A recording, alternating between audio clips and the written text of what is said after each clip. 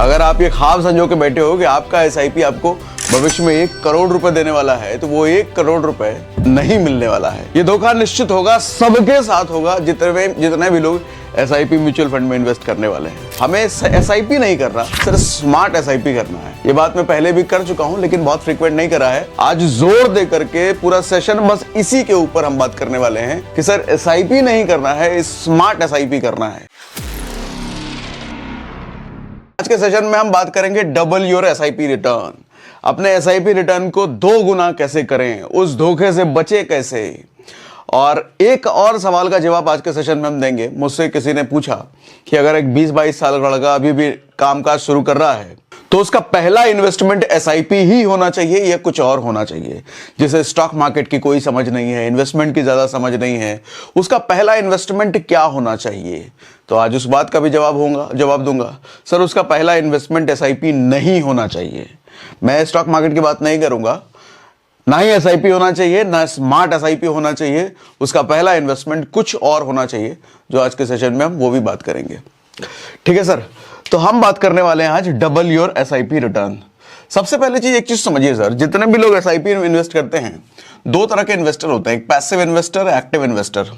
Passive income, active income आपने सुना होगा। वैसे ही पैसिव एसआईपी इन्वेस्टर और एक्टिव भी होता है। फर्क क्या है, जो पैसिव एसआईपी इन्वेस्टर होता है ना, वो अपने काम धाम में व्यस्त है, उसको stock market, mutual fund, SIP इन सब के लफड़े में ज्यादा पढ़ने की जरूरत नहीं है, उसको बार बार ट्रैक नहीं करना है।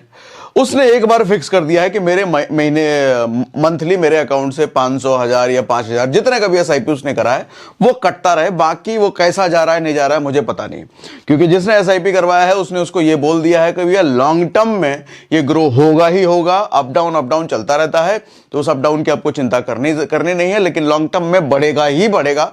12 से 15% या 16% भी मिल सकता है, इतना रिटर्न आपको मिलेगा। तो इसलिए वो टेंशन फ्री होकर के हर महीने एसआईपी के लिए अपने बैंक से पैसा कटवा रहा और अपने काम धाम में मस्त है। उसको कहते हैं sir passive SIP investor. Passive, पूरी तरीके से पैसिव। एक्टिव एसआईपी इन्वेस्टर वो होता है जो समय समय पर अपने एसआईपी को देखता रहता है। अच्छा, एक्टिव एसआईपी इन्वेस्टर मैं उनको भी नहीं कह रहा जो अभी तो एसआईपी किया, अभी 1000-5000 रुपए महीना कटना शुरू हुआ और डेली बेसिस पे अपना एंजल वन खोल करके देख रहा है कि भैया क्या आया, क्या, कितना बड़ा। वो एक्टिव भी नहीं है, वो बेवकूफ एसआईपी इन्वेस्टर है। उसका तो कुछ हो रहा ही नहीं है। वो डेली बेसिस पे देखेगा, अरे आज घट गया, आज बढ़ गया। वो 30 साल 40 साल तक जा ही नहीं सकता। वो 2-3 महीने में अपना एसआईपी तोड़ देगा। एक फैक्ट ये भी है सर, मैक्सिमम एसआईपी इन्वेस्टर अपने एसआईपी को 6 महीने के अंदर तोड़ देते हैं। 6 महीने के अंदर तोड़ देते हैं, क्योंकि वो ये दूसरी वाली कैटेगरी होते हैं। डेली बेसिस पे ट्रैक करना वो तो बेवकूफ है, वो तो करना ही नहीं चाहिए सर। अगर आपको डेली बेसिस पे ग्रोथ देखनी है तो स्टॉक मार्केट की ग्रोथ देखो, थोड़ा स्टॉक मार्केट की समझ बढ़ाओ, लेकिन वो नहीं है। फिर भी आप एक्टिव एसआईपी इन्वेस्टर बन सकते हो। एक्टिव एसआईपी इन्वेस्टर वो लोग होते हैं जो महीने में या 2-3 महीने में या 4 महीने में स्टॉक मार्केट के इंडेक्स को फॉलो करते हैं। इंडेक्स कहने का मतलब, आप सिर्फ गूगल में अगर ये लिखो कि निफ्टी शेयर प्राइस, या आप जो भी ऐप यूज करते हो, एंजल वन यूज करते हो, ग्रो यूज करते हो, जीरोधा यूज करते हो, जो भी यूज करते हो, उसमें आप सिर्फ इंडेक्सेस की ग्रोथ अगर देखते रहो कि आज कितना बढ़ा, आज कितना डाउन हुआ, तो आपको यह पता चलता है कि स्टॉक मार्केट अभी ग्रो कर रहा है या डाउन हुआ है, आगे बढ़ा है या नीचे गिरा है, यह आपको समझ में आता है। उसी के बेस पे आप अपनी एसआईपी को एक्टिवली मैनेज कर सकते हो, जिसकी वजह से आपका जो रिटर्न है वो डबल, ट्रिपल या उससे भी ज्यादा हो सकता है। देखो, कई लोग इसमें यह कहते हैं कि जब मार्केट डाउन हो ना तो अपनी एसआईपी में इन्वेस्टमेंट बढ़ा दो। मान लो आपका 5000 रुपए हर महीना कट रहा है, तो मार्केट जब 10%, 15%, 20% गिरे तो आप 2-3 हजार एक्स्ट्रा डाल दो, 10-12 हजार एक्स्ट्रा डाल दो, 15-20 हजार एक्स्ट्रा डाल दो। आपकी जितनी कैपेसिटी है वो इंडेक्स देख करके आपको समझ में आ जाता है कि अभी 10% गिरा है, 5% गिरा है, कितना भी गिरा है। ठीक है ना, ये बात बिल्कुल सही है, इससे मैं भी अग्री करता हूं। लेकिन दूसरी वाली बात से मैं अग्री नहीं करता, जो कुछ लोग कहते हैं मार्केट अगर बढ़ा हुआ है, टॉप पर है, तो इन्वेस्टमेंट को कम कर दो। अगर आप 5000 रुपए महीना डाल रहे हो तो 3000 रुपए कर दो, 2500 रुपए कर दो, 2000 रुपए कर दो। सर ये बात सरासर गलत है, मैं इस चीज को नहीं मानता। कारण क्या है सर? एसआईपी एवरेजिंग का गेम है। एसआईपी सेफ क्यों है? एसआईपी लॉन्ग टर्म में रिटर्न देता ही देता क्यों है? सर एवरेजिंग की वजह से।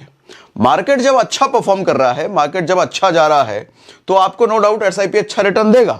लेकिन मार्केट जब अंडर परफॉर्म कर रहा है, जब डाउन है, गिरा हुआ है, उस वक्त भी जहां स्टॉक्स आपको कम रिटर्न दे रहे होते हैं, एसआईपी आपको अच्छा रिटर्न दे रहा होता है। कारण यही है सर कि एसआईपी एवरेजिंग पर काम कर रहा होता है। एवरेजिंग का गेम आपको पता है, हम बता चुके हैं आपको। एवरेजिंग का मतलब छोड़ो, बता चुका हूं मैं लास्ट सेशन में भी, ईटीएफ वाले सेशन में, अब दोबारा नहीं बताऊंगा। तो एवरेजिंग पे काम करने की वजह से डाउन मार्केट में भी एसआईपी अच्छा परफॉर्म करके रिटर्न आपको देता है। तो आप अगर ये करोगे कि अच्छे वाले मार्केट में, अच्छे समय में एसआईपी का इन्वेस्टमेंट कम कर दोगे, बुरे समय में एसआईपी का रिटर्न बढ़ा दोगे, तो एवरेजिंग का आपको कम फायदा मिलेगा, रिटर्न आपका घटेगा। तो इसलिए ये तो कभी ही मत करो, गलती से भी मत करो कि जब मार्केट अच्छा चल रहा है, टॉप पे चल रहा है, तो आप अपने इन्वेस्टमेंट को घटा दो ना। घटाना कभी नहीं है, बढ़ाना है। जब खराब समय हो, मार्केट डाउन हो, तो बढ़ाना जरूर है, लेकिन घटाना कभी भी नहीं है, ये बात जान लो। अच्छा, दूसरी चीज, एक चीज जो लोग कहते हैं कि अभी मार्केट टॉप पे है, अभी इन्वेस्टमेंट मत करो। सर पिछले 1-1.5 महीने से आप देखो, 20,000 क्रॉस कर चुका है, 21,000 क्रॉस कर चुका है, सर गिरने का नाम ही नहीं ले रहा।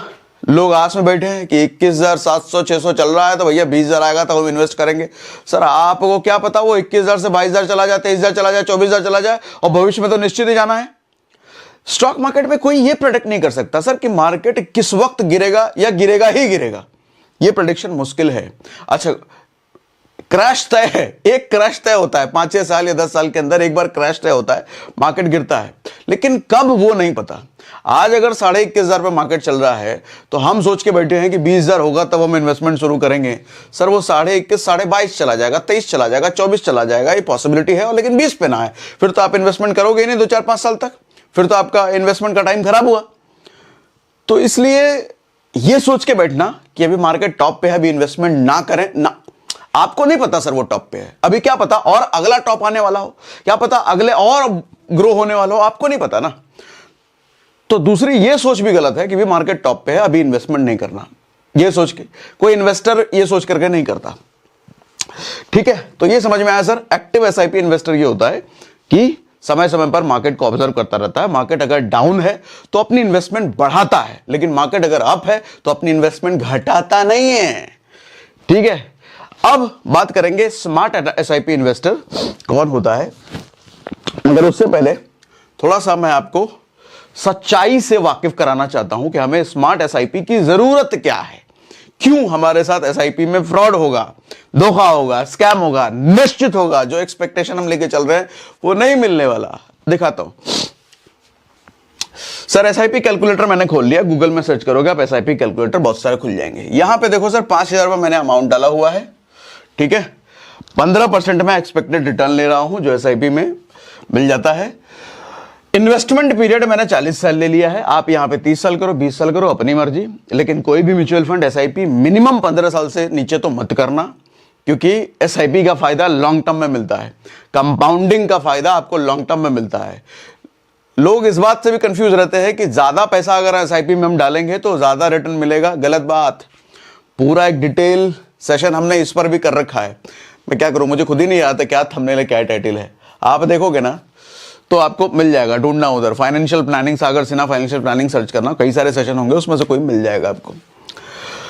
सर कंपाउंडिंग समय का खेल है, जितना ज्यादा आप कंपाउंडिंग को समय दोगे वो आपको बेहतर रिटर्न निकाल करके देगा। ज्यादा इन्वेस्टमेंट मैटर नहीं करता, ज्यादा समय मैटर करता है। तो इसलिए 15 साल से ऊपर की ही एसआईपी करना, उससे कम तो करना नहीं। हमने अगर 40 साल का ले रखा है यहां पे समय, तो सर ये जो रिटर्न तकरीबन बन के आता है 5,000 रुपये मंथली इन्वेस्टमेंट, 15% मैं CAGR मान रहा हूं, और 40 साल, तो 40 साल के बाद जो रिटर्न बनता है सर लगभग 15.5 करोड़ रुपए बनता है। हमारा इन्वेस्टेड अमाउंट सिर्फ 24 लाख रुपए है, हमने अपने जेब से सिर्फ 24 लाख रुपए दिए हैं, लेकिन जो बदले में हमको मिलेगा 15.5 करोड़ मिलेगा, सिर्फ महीने का 5,000 रुपए देने के बदले। लेकिन क्या सच में 15.5 करोड़ मिलेगा? ना, झूठ है, यही तो स्कैम है। 15.5 करोड़ सच में नहीं मिलेगा आपको। कोई 15.5 15 तो मिल जाएगा, 14 तो मिल ही जाएगा ना, 14 नहीं मिलेगा, 12.5 13.5 13 12 कुछ नहीं मिलेगा सर। 10 करोड़ भी नहीं मिलेगा, 10 करोड़ छोड़ो, 9 करोड़ भी नहीं मिलेगा, 8 करोड़ भी नहीं मिलेगा, 5 करोड़ भी नहीं मिलेगा। ये क्या बात हुई? आप कह रहे हो यहां 15.5 करोड़ दिखा रहा है और 5 करोड़ भी नहीं मिलेगा। हाँ जी, 5 करोड़ भी नहीं मिलेगा। यही तो स्कैम है, यही स्कैम है। हालांकि स्कैम इसको कहना गलत है, क्योंकि ऑफिशियली तो सब कुछ जाहिर है, हमें नहीं पता होता, तो हम अपनी नादानी की वजह से वो करने वाले हैं। सस्पेंस बन रहा है क्या? चलो अभी रिवील करता हूं सर। ये है इन्फ्लेशन। इन्फ्लेशन ये आपको 15.5 करोड़ नहीं देने देगा, या आपको 5 करोड़ भी नहीं देने देगा। ये क्या? महंगाई दर। महंगाई दर आपको पता है ना, हर साल महंगाई बढ़ती रहती है। आज अगर हमारे घर का खर्चा 25,000 रुपये महीना में चल रहा है, तो अगले साल सर 25,000 नहीं चाहिए होगा, हो सकता है 30,000 चाहिए होगा या 35,000 चाहिए होगा। सर 2003 में, ये बात लाइन में कई बार बोल चुका हूं, 2003 में मैं बाइक में पेट्रोल भरवाता था 30 रुपए में 1 लीटर। आज के समय में गाड़ी में पेट्रोल भरता है सर 100 रुपए से ऊपर देना पड़ता है 1 लीटर के लिए। पेट्रोल तो वही 1 लीटर है, लेकिन उसकी कीमत बढ़ती चली गई। इसी को कहते हैं महंगाई। हर साल मेडिकल इन्फ्लेशन सर 14% 15% के आसपास है।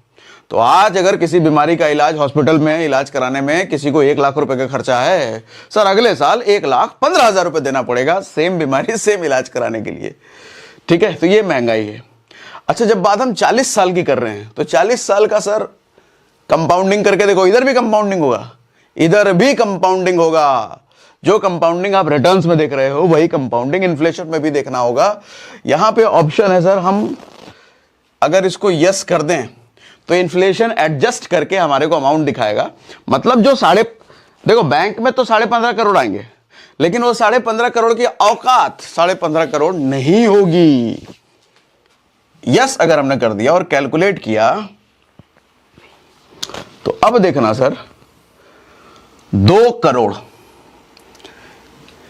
कहां 15.5 करोड़ और एक कहां 2 करोड़। हाँ जी, यही तो खेल है। अच्छा, इसका बचने का उपाय भी है, इससे बचेंगे, उपाय बताऊंगा, सिर्फ समस्या नहीं समाधान भी बताऊंगा। तो यानी कि हमारे बैंक में आएंगे 15.5 करोड़, टैक्स कट के कम होगा, लेकिन हमने लमसम मान लिया, चलो 15 करोड़ मान लिया। टैक्स कटेगा, एक्सपेंस रेशियो और बहुत सारी चीजें, जो चीजें लगती हैं, मेजर तो टैक्स ही है। एक्सपेंस रेशियो तो हर साल ही जा रहा है।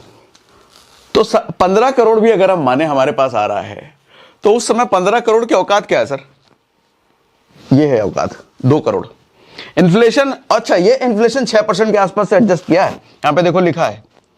और आपको बता दूं, ये सरकारी आंकड़ा है 6%। हर चीज में महंगाई 6% नहीं है, ये 6% एवरेज करके दिया हुआ है, यहां भी एवरेजिंग करी गई है। सर मेडिकल में जैसा आपने बात किया, अभी 15% इन्फ्लेशन है, हर साल 15% बढ़ता है। अगर खाने की चीजें, चावल दाल, ये सब में देखो तो तकरीबन 8-9% के आसपास महंगाई है।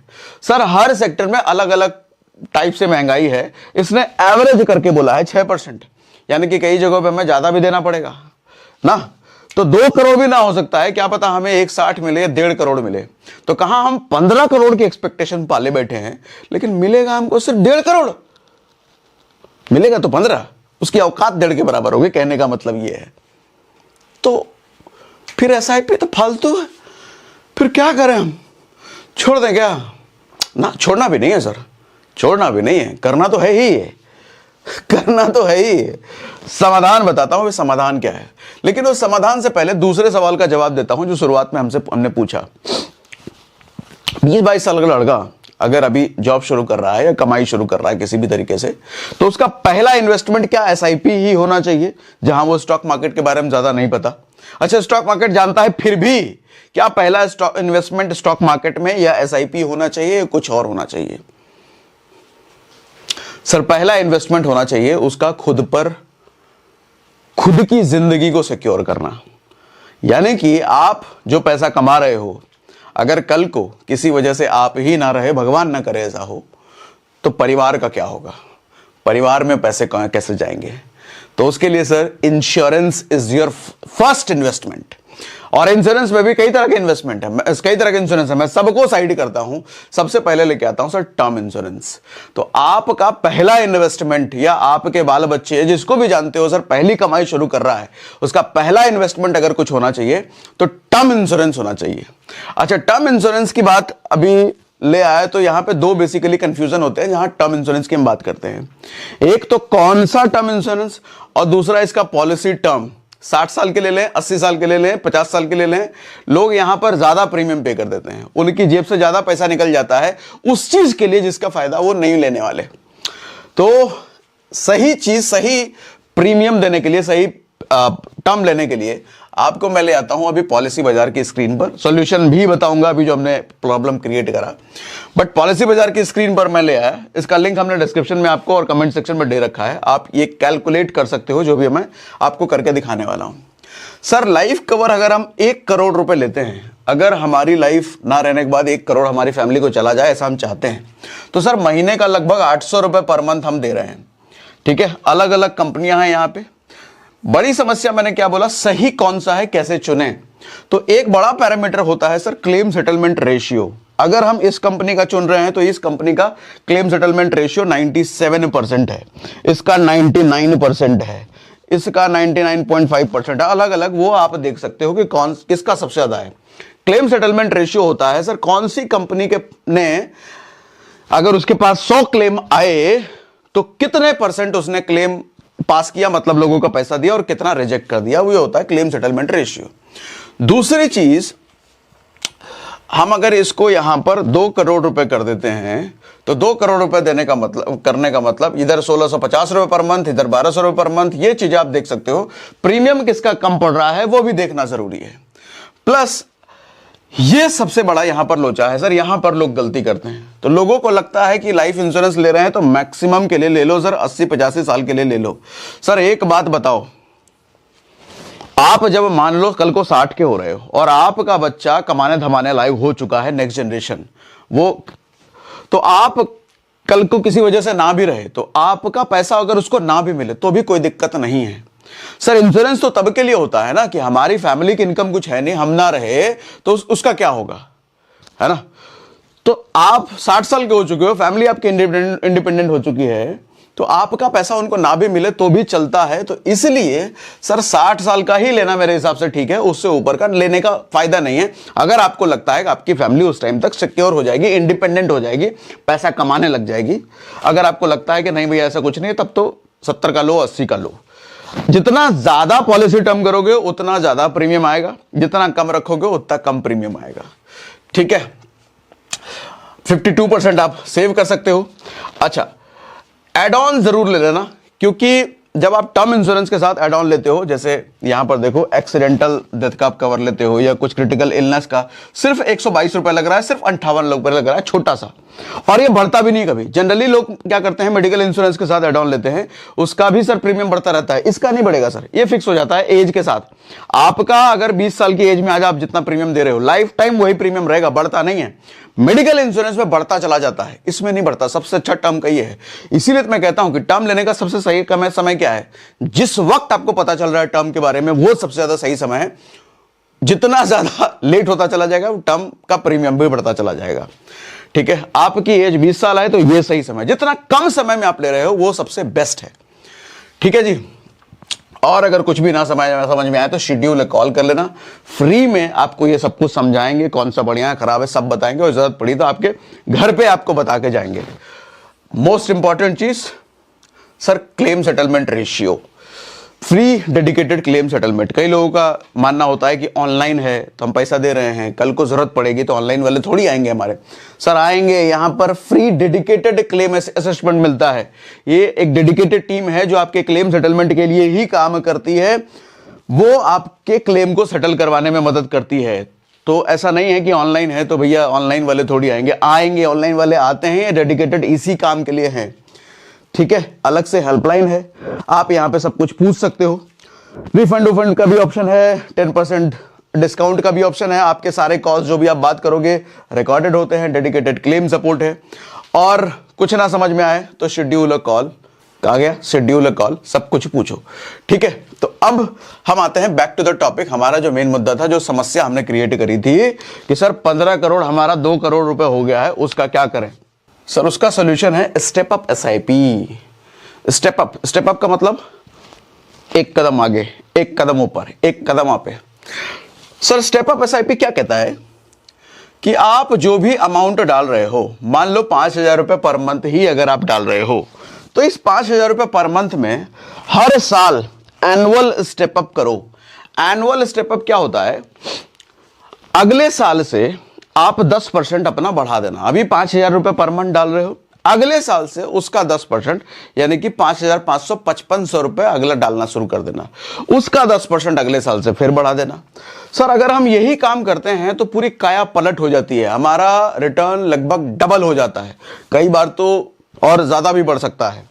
अब इसका कैलकुलेशन अगर हम करके देखें, सिर्फ 10% अगर हम हर साल, महीने नहीं साल भर बढ़ा रहे हैं। आप कहोगे 10% कहां से बढ़ाएंगे, इतनी इनकम तो बढ़ नहीं रही। तो सर थोड़ा काम करो, खुद पर मेहनत करो, इनकम बढ़ाने का सोचो। अगर आपकी साल भर में इनकम नहीं बढ़ रही ना, तो आप गलत जगह काम कर रहे हो या गलत काम कर रहे हो। कोई ऐसा काम ढूंढो जहां पर साल का 10 नहीं सर, 10 तो महंगा, इन्फ्लेशन ही है, महंगाई है। आपकी सालाना कम से कम 25-30% या 40%, 50%, मैं तो कहता हूं हर साल आपकी इनकम डबल होनी चाहिए। ऐसा कुछ काम करो, नौकरी चाकरी से नहीं हो रहा तो धंधा पानी शुरू करो, पार्ट टाइम में कुछ काम करो। सर अगर 10% इनकम बढ़ाने वाले काम पे आप कर रहे हो ना डेली, हर साल, तो गलत काम कर रहे हो, चाहे जो भी काम कर रहे हो। मैं कहता हूं गलत है सर, वो छोड़ दो उसको। तो 10% भी अगर हमने इन्वेस्टमेंट अपना बढ़ाते हैं और 15% ही रिटर्न में यहां पे रखता हूं, 40 साल ही रखता हूं, तो सर जो हमने 15.5 करोड़ हमारे को उधर दिखा रहा था, यहां देखो यही सर 36 करोड़ रुपए हो चुका है, यानी कि डबल से भी ये ऊपर चला गया। 15 करोड़ का 30 करोड़ होता है, तो ये 36 करोड़ है। लेकिन समस्या ये नहीं है सर, समस्या तो हमारी थी इन्फ्लेशन वाली, महंगाई वाली। इस 36 करोड़ की औकात क्या है? इस 36 करोड़ की औकात सर वो 15.5 करोड़ था तो 2 करोड़ आ गया था। सर ये 36 करोड़ है तो उसका लगभग मान लो तकरीबन ये 4 करोड़ के आसपास आपको मिल रहा है। आप कहोगे फिर भी बहुत कम है। हाँ बहुत कम तो है, लेकिन आपने अपनी एसआईपी का रिटर्न डबल करने के लिए कितनी कीमत चुकाई? क्या आपने अपना इन्वेस्टमेंट डबल किया? हाँ, क्या आपने अपना इन्वेस्टमेंट 5,000 का 10,000 करना शुरू कर दिया? नहीं किया ऐसा। सर आपने अपना इन्वेस्टमेंट में सिर्फ 10% बढ़ाया है हर साल, वो भी हर साल सिर्फ 10%। हर साल सिर्फ 10% बढ़ा करके मेरा रिटर्न अगर डबल हो रहा है तो यह समझदारी वाली बात है ना। इसको स्मार्ट एसआईपी कहते हैं, इसको स्टेप अप एसआईपी कहते हैं। तभी मैंने कहा कि नॉर्मल एसआईपी आपके साथ स्कैम करती नहीं है, स्कैम जैसा आप फील कर सकते हो, लेकिन छोटा सा ट्वीक अपना के, छोटा सा ये ट्रिक अपना करके आप भैया अपना रिटर्न डबल कर लेते हो। आप यहां पे इन्फ्लेशन कैलकुलेट भी कर सकते हो। सर इन्फ्लेशन कैलकुलेटर आप गूगल में सर्च करोगे ना तो आपको कई सारे टूल मिल जाएंगे। यहां पे पहला वाला लिंक है। अब मैं जैसे यहां पे डाल के डालूं 1 लाख रुपए, अगर कोई आज के समय में 50,000 रुपये महीना कमा रहा है, 50,000 रुपये महीना कमा रहा है, मैं 40 साल बाद का अगर कैलकुलेट करूं और 6% महंगाई दर में ले लूं, भविष्य में उसको 5 लाख रुपए महीना कमाना पड़ेगा वही लाइफस्टाइल फॉलो करने के लिए जो लाइफस्टाइल वो आज फॉलो कर रहा है 40 साल बाद। क्या समझाने का मतलब क्या है? सर आज आप 50,000 रुपये कमा रहे हो, जो लाइफस्टाइल, जितना खर्चा पानी, जो भी चीजें कर पा रहे हो, सेम वही चीज कर पाने के लिए, सेम वही खाना पीना खाने के लिए, सेम वही लाइफस्टाइल फॉलो करने के लिए आपको 5 लाख रुपए पर मंथ कमाना पड़ेगा महंगाई के हिसाब से 6%। इसके अगर इसको ऊपर बढ़ा दो 10% आप अगर इसको कर दो तो देखो फिर क्या होता है। अगर 10% महंगाई मान लो तो 22 लाख रुपए आपको कमाने की जरूरत है हर महीने, अगर आप आज 50,000 रुपए पर मंथ कमा रहे हो। सब थोड़े थोड़े परसेंटेज बढ़ाने का देख रहे हो, इंपैक्ट कितना बड़ा हो रहा है। यही तो कंपाउंडिंग होता है सर। कंपाउंडिंग यही होता है कि हम थोड़ा सा चेंज कर रहे हैं अभी, और समय के साथ वो कितना बड़ा महंगाई या रिटर्न हमारे को बनता है। ठीक, इतनी बात समझ में आ रही है? इतनी बात समझ में आ रही है? इतनी बात समझ में आ रही है? ओके। अच्छा, एक चीज हमेशा ध्यान रखिए सर, स्टॉक मार्केट के साथ 2 चीजें फॉर श्योर है। स्टॉक मार्केट गिरेगा, कब गिरेगा पता नहीं, किसी को नहीं पता, दुनिया में कोई नहीं बता सकता। 1 साल बाद, 2 साल बाद कब गिरेगा पता नहीं। क्रैश होगा यह पक्का है। और दूसरी चीज, क्रैश होकर जितने पे गिरेगा ना सर, उसके डबल ये कुछ ही साल में निश्चित आएगा। कोविड में देखो सर 12,000, 13,000, 15,000 पर मार्केट पर आ गया था, आज 21,000 क्रॉस कर चुका है, लगभग डबल के आसपास है। तो पैसा थोड़ा सा ना रिकरिंग डिपॉजिट कर करके थोड़ा सा फंड अलग रखो। जब भी मार्केट आपको लगता है ऐसा गिरता है ना, 10% मार्केट टूटा, गिरा, 15% गिरा, थोड़ा थोड़ा पैसा उठा करके अपने इस एसआईपी में अलग से आप डाल दिया करो। अच्छा, ये जो प्रोसेस करने का तरीका है, आप जिधर भी कर रहे हो, वैसे मैंने एंजल वन का लिंक आपको डिस्क्रिप्शन में डाल रखा है। अगर आपने अभी तक एसआईपी शुरू नहीं करा तो एंजल वन डाउनलोड करके आप अपना एसआईपी शुरू कर सकते हो। और वैसे जहां से भी आप कर रहे हो वहां पे ऑप्शन होता है सर, आप अपने एसआईपी पर क्लिक करोगे ना, वहां पे स्टेप अप करने का, ऐड ऑन करने का ऑप्शन होता है, आप ज्यादा फंड उसमें डाल सकते हो। तो जब भी मार्केट आपको 10% से ज्यादा गिरा हुआ दिखे ना सर, वो जो रिकरिंग डिपॉजिट थोड़ा सा कर रहे हो उधर से उठा करके इसमें डाल दिया करो फंड। क्योंकि इस बात से निश्चिंत रहो कि आज स्टॉक मार्केट कितना भी गिर रहा है, सर स्टॉक मार्केट का मतलब देश की इकोनॉमी स्टॉक मार्केट गिरा है तो कभी गिरा हुआ नहीं रहेगा, वो बढ़ेगा जरूर, बढ़ेगा जरूर, ये तय है। तो जितना भी आपको गिरा हुआ दिखे, कोविड में लोगों ने सोचा कि अब तो बर्बाद हो गया, दुनिया खत्म, अब तो कुछ नहीं बचा, आज देखो कहां चला गया स्टॉक मार्केट, डबल पे आ गया लगभग। तो इसलिए मार्केट गिरे तो थोड़ा थोड़ा इन्वेस्टमेंट एक्स्ट्रा कर दीजिए, लेकिन बढ़ने का मतलब ये नहीं कि हम अपना इन्वेस्टमेंट घटा दें, इसे शुरुआत में बता चुका हूं मैं। अगेन फिर से वही बात पे आता हूं सर, इन्वेस्टमेंट हमारा पहला इन्वेस्टमेंट हमेशा ही टर्म इंश्योरेंस होना चाहिए, उसके बाद एसआईपी फिसआईपी आता है। क्योंकि सबसे पहले ये चीज मान के रखो कि जिंदगी अगर ना रही तो परिवार का क्या होगा। पहले परिवार की सेफ्टी, वो वाला इन्वेस्टमेंट करना है टर्म इंश्योरेंस में, उसके बाद एसआईपी स्टॉक मार्केट जहां भी करना है। हमने एंजल वन का भी लिंक दे रखा है एसआईपी करने के लिए, और पॉलिसी बाजार का भी लिंक रखा है, आप लिंक दे रखा है डिस्क्रिप्शन पिन कमेंट में, कॉल कीजिए, समझिए कि कैसे कौन सा सही टर्म इंश्योरेंस हमारे लिए है। तो आज के सेशन में अगर मजा आया, चीजें समझ में आई, तो मुझे कमेंट बॉक्स में लिख के बताइए मजा आया, कुछ नया चीज सीखने को मिला। और अगर कुछ सवाल मन में पैदा हुआ तो जरूर कमेंट बॉक्स में लिखिए। आगे किसी सेशन में वो सारे सवाल, मैं आपके सवाल कोई छोड़ता नहीं हूं, सारे सवाल मैं ले लेता हूं। आगे किसी सेशन में, किसी ना किसी सेशन में आ जाते हैं आपके सवाल, तो अपने सवाल कमेंट बॉक्स में जरूर लिख के बताइए।